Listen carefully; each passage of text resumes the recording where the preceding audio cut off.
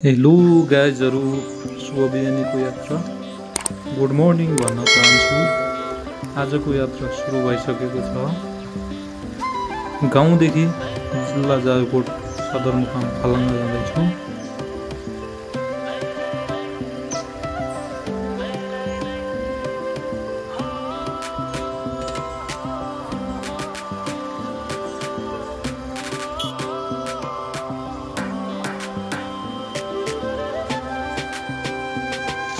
गाइजहरु हेर्नुहोस् त, गाउँमा चार्ने सिँचाइ रोडमा चारेको जस्तो लागिरहेछ मलाई। बाटो चाहिँ पानीले गर्दाखेरि अत्यन्तै जोखिम र बाइक चलाउँदा जोखिम हुने सम्भावना। बाटो चाहिँ अत्यन्तै जोखिम भइसकेको छ। गाउँमा चार्ने पानी चाहिँ रोडमा चारिराख्नु भएको छ। के हो यो पानी? त कुलो काटेर लिनु पर्थ्यो। अनि बाटो जोखिम नै छ, चिप्लो पनि छ।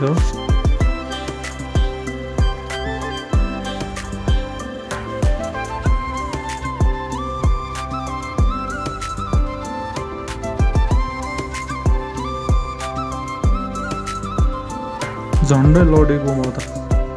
टर्निङमा झन् धेरै गाह्रो भएर रहेछ अहिले। गाडीहरू आउनलाई पनि अलि उनी जोखिम नै छ। पानीले गर्दाखेरि बाटो धेरै बिग्रिसकेको रहेछ। हेर्न सक्नुहुन्छ गाइजहरु हजुरहरूले बाटोको स्थिति कस्तो छ भनेर।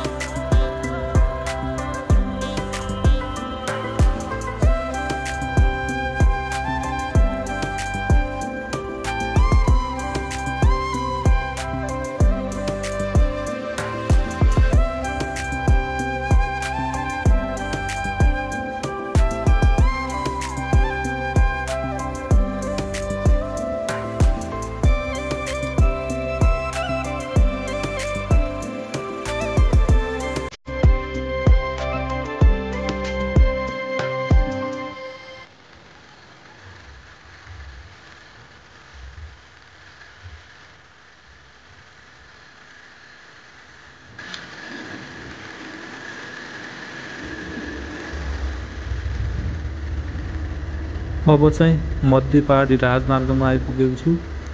त्योदेखि लेफ्ट साइड टर्निङ गरेर जानुपर्छ। मध्य पहाडी राजमार्ग अहिलेसम्म पिच हुन सकेको छैन। धेरै वर्ष भइसक्यो काम गर्नुभएको। अहिलेसम्म कुनै सम्भव छैन, अहिलेसम्म होला जस्तो लागिरहेको।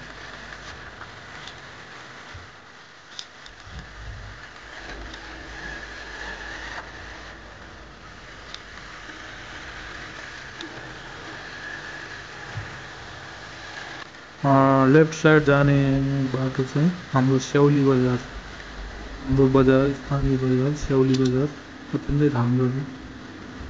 राम्रै छ बजार, ठुलै छ बजार पनि, एकदम राम्रो छ।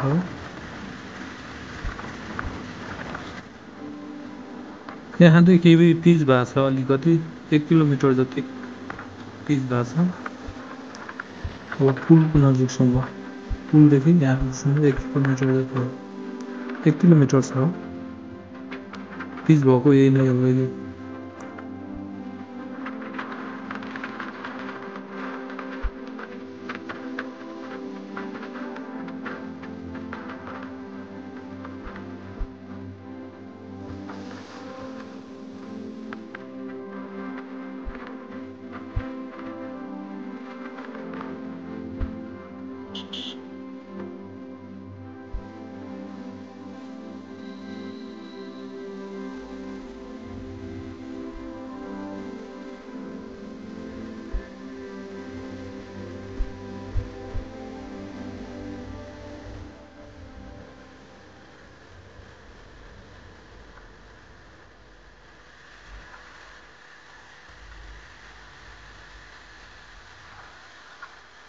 मध्य पहाडी पुल आउँदैछ। त्यही तलको पुल हो मध्य पहाडीको पुल। अनि माथि देखिने स्याउली बजार।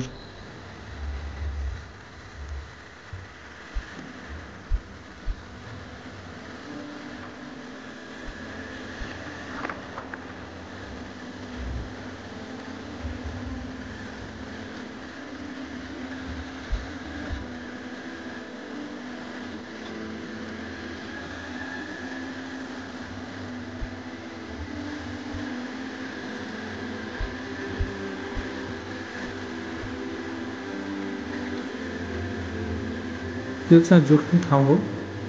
बर्खामा दुःख दिइराख्छ, पहिरो आगो आइरहेको।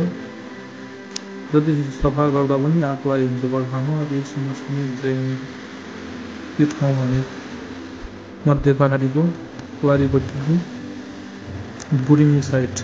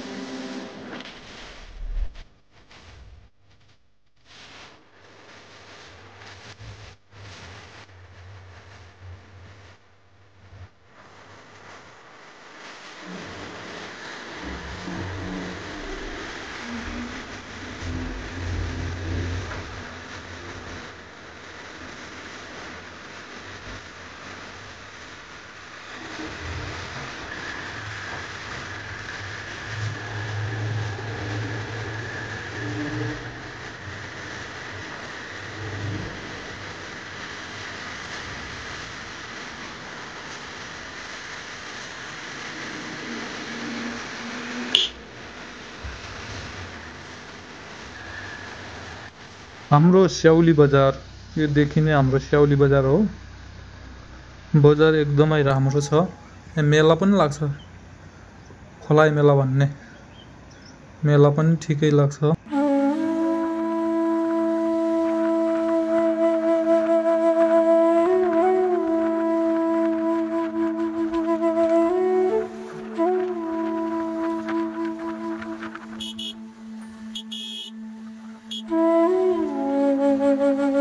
अहिले जगतिपुर आइपुगेको छु।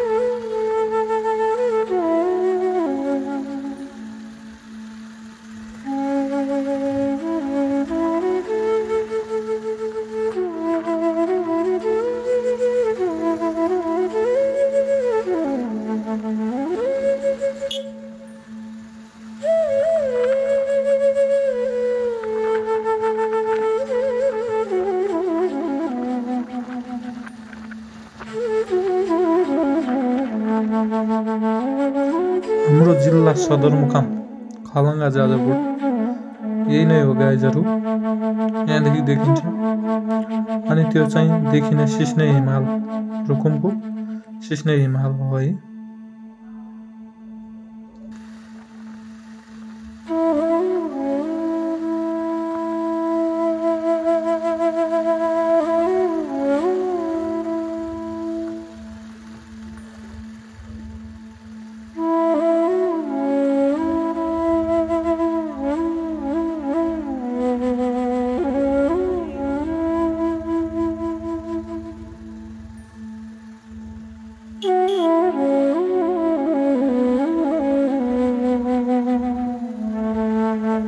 यहाँदेखि रुकुम चौजारी देखिन्छ। रुकुम चौजारी बजार।